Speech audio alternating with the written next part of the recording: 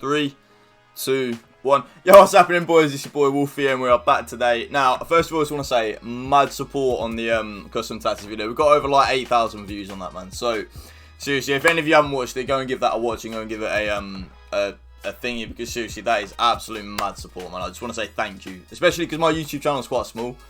So to get like 8,000 views on that is just mad support. So seriously, from the bottom of my heart, thank you. Now, today's going to be a different one, alright? A lot of people have asked me, especially on Twitter and in the comment section, oh, what are your camera settings, what are your controller settings? Because I actually changed quite a few things on the controller settings. So, I don't know why I'm on my team, I don't actually need to be not on the team for this video. So yeah, by the way, we're recording this at www.twitch.tv/ConnorWolf. So if you are from YouTube and don't know that I stream 7 days a week. So go and give it a follow and all that. Right, so I have the FIFA. So I'm just going to get straight into it, man. You know what I'm like with my videos. I don't like to beat around the bush. I get straight into it. I have my FIFA trainer off. I have that hidden. I don't know anyone that would play with that. I don't know anyone that does. Now this is debatable, right? I have time finishing on, but believe you me, you don't need it on this year. It's nowhere near as effective as what like FIFA 19 was, where every green shot just went in. You don't trust me. I'm a pro. I've hit top 100 with having time finishing on, but never. You do not need to hit. You do not need time finishing on this year. The biggest thing I'd recommend is having this on. You need to have that second defender switch icon on. So if you tap L1, you know who you're going to switch to. You know what I mean? So keep that on. Everything else is default on here, I think. Jockey. Now this is a big one, right? This is a big one. I am possibly going to change this to manual and see whether or not I like this or not. I've got it on assisted, but I might change to manual just to see what it's like. I've hit top 100 this year with it being on assisted, but I've heard a few pros say manual's better, so I'm going to try out manual in my own time and see if I prefer that. But at the moment, I play on assisted. Now, the right stick switching is on player relative, not ball relative. This is fundamentally broken at the moment anyway. It doesn't really matter what your right stick switching is on, because as any of you know that have played a FIFA 20 Ultimate Team, if you're holding sprint, 9 times out of 10 you cannot switch with the right analog stick anyway. It's just so broken. Pass assistance is assisted, through ball assistance, blah blah blah. Everything else is on default. But analog sprint, now this is a big one. This is a big one. Right. Put that analog sprint off. Or by default, it will be on. Put it off, because every time you now hold sprint, they will be sprinting rather instead of how hard you hold that R2 button, man. Put that analog sprint off. That's the biggest advice I would give anyone watching this video. Keep it off.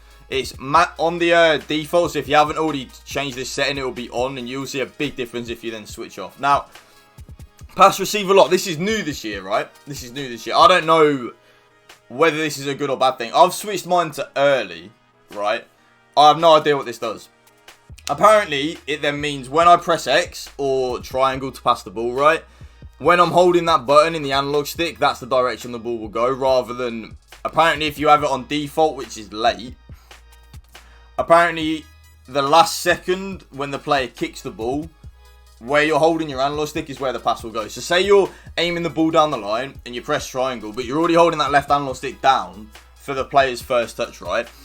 That means that ball will now pass downwards rather than up the line. So I have mine on early, which I think is a big thing.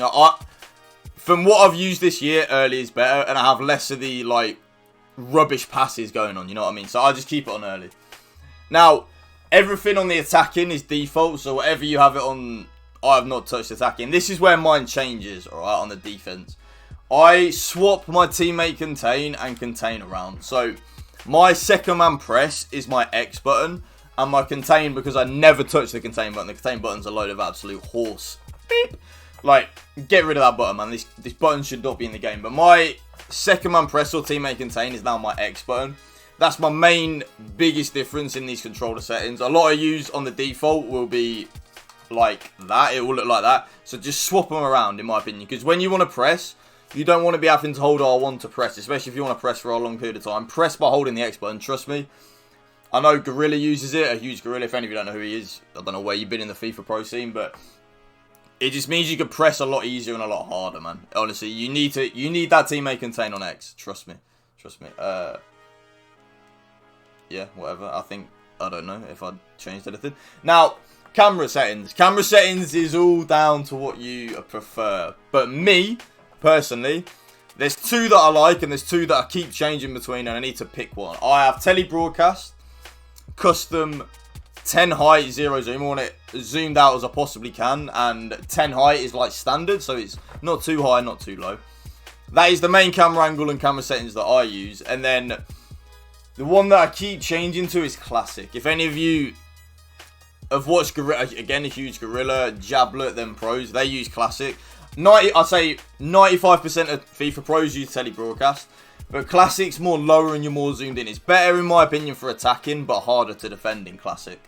It's why I really haven't made up my mind which one I prefer. I think flat out I prefer telebroadcast. It's just more of a manual setting. It's more of it's like in the middle, you know. It's not too close and not too zoomed out.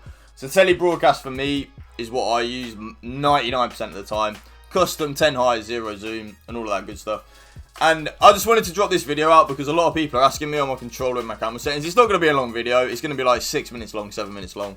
But they're the settings that I used. If you enjoyed this video, go give it a like and a subscribe and a thumbs up.